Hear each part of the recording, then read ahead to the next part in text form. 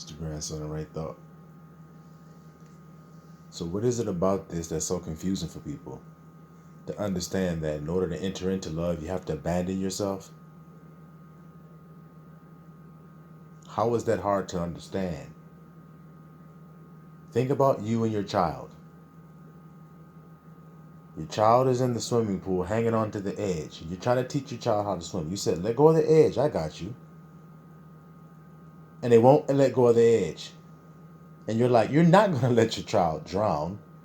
But for some reason, they just don't trust that. They trust themselves to hang on to that wall. They don't trust you to hold them and protect them while they're free of the wall and while they're in the water. They are too afraid to be that vulnerable. They can't abandon themselves to your trust. They have to trust themselves to hang on to the wall. Will you ever learn how to swim with that type of attitude?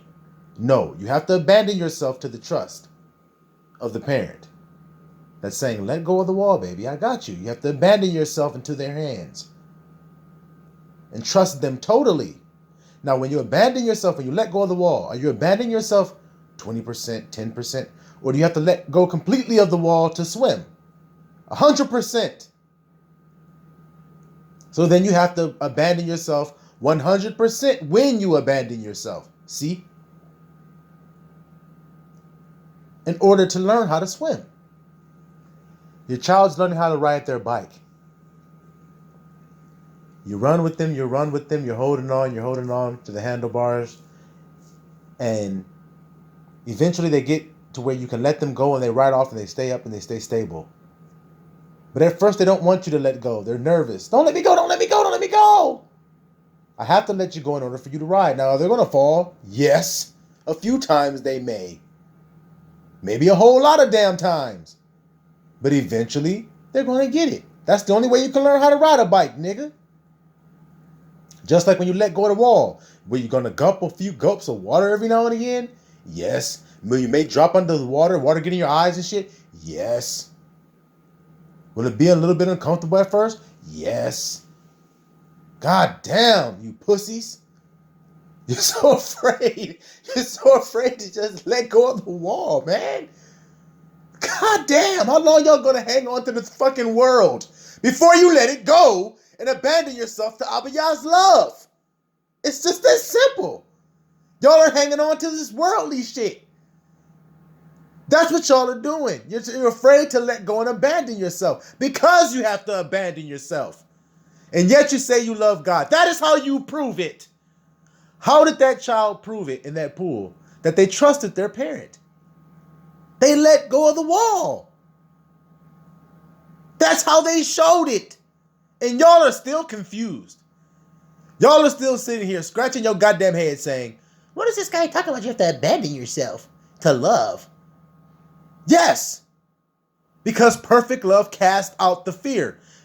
Look, the only reason you're not abandoning yourself is because you have fear. That's all. Why is the child not letting go of the side of the pool? Because they have fear. That's all. But can they ever learn how to swim and be independent? Therefore, their fear of the water will be overcome. If they can swim. Correct? If you know you're very capable in the water, will you be afraid when you fall in the water? No. It's only when you don't know how to swim, guys. But if you're hanging onto the edge, will you ever learn how to swim? No, so you never feel safe in the water, will you? Nope, so you can never purge out your fears of water. And it's the same thing of life. You can never overcome the world if you don't let go of the world. That's why he said you can't be in the world, y'all. He said it.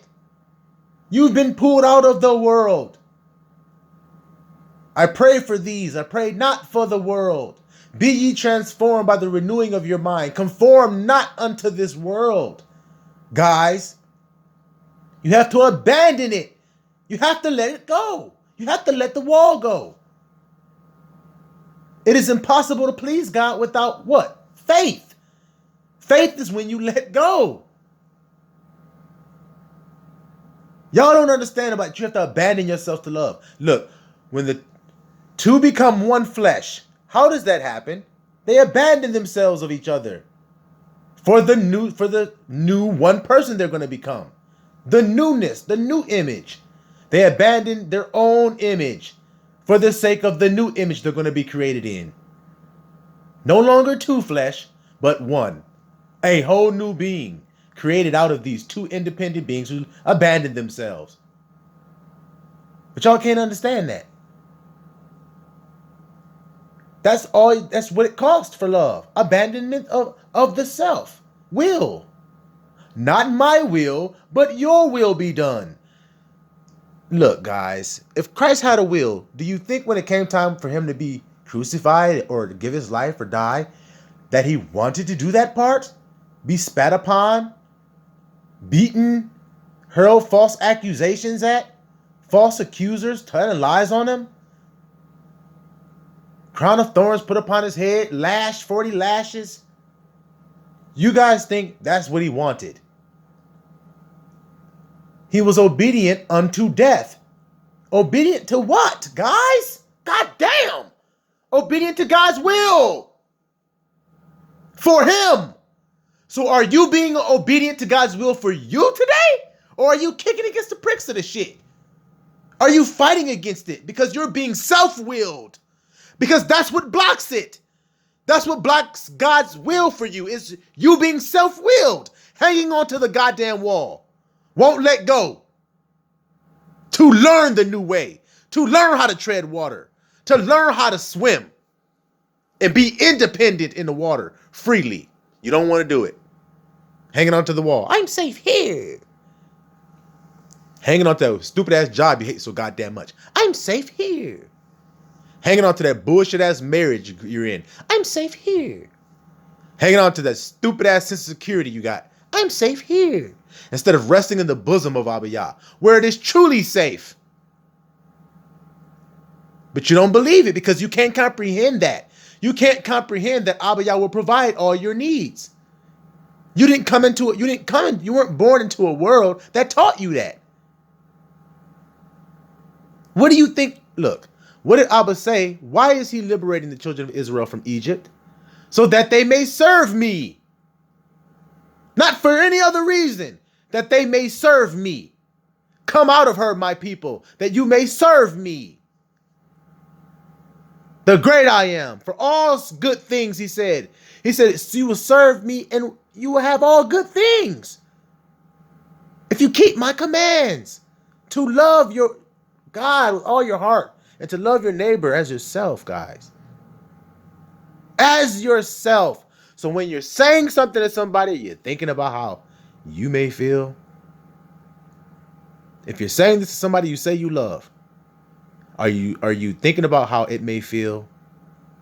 If you're hurling accusations at somebody, are you thinking about how it would feel if it were you and you said you love them? If you told somebody you love them, are you thinking about how you're treating them when you do the things you do, when you say the things you say, when you accuse them of what you accuse them of?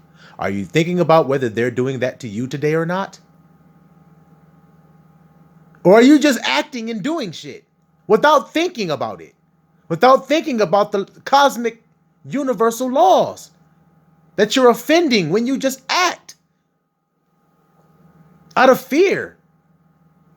What is the motive for your actions? What are the true motives? And really search those things. Are they maliciousness? Are they bitterness, spite, anger? Because those aren't the fruit of the Spirit, which are kindness, patience, long-suffering, temperance, self-control. Which against those things, there is no law. There is no law that says, thou shalt not love. Thou shalt not be kind. Thou shalt not be long-suffering. Thou shalt not be temperate. Thou shalt not have self-control. A kindergartner can understand this. Guys, a kindergartner can understand how simple that is. There is no law against those things called love. So then, why are y'all fighting against the obvious shit here? If you do that, you can't be condemned for shit. Because there's nothing saying don't do it. But y'all ain't learning the new way. You're trying to be an old wineskin. And that's why y'all are bursting today. You're just popping. Every time something good comes into your life, you pop. You can't hold it. You can't contain it. You're still the same person matching the vibration of the old life. You actually have to become a new person, guys, to receive the newness. Not be an old person to complain when you don't receive the new. You got to become new first. But y'all don't want to hear that. Y'all don't want to hear you got to abandon yourself and lose yourself. He said it right in there. I don't know why y'all mad at me for saying it. He says, he who seeks to save his life shall lose it. He who loses his life for my sake shall gain it. So y'all think I'm tripping for saying it? Or am I just reminding you that that's what he said? Just like Abba said I would do. Y'all better wake up today, man. Silo wa Misraela.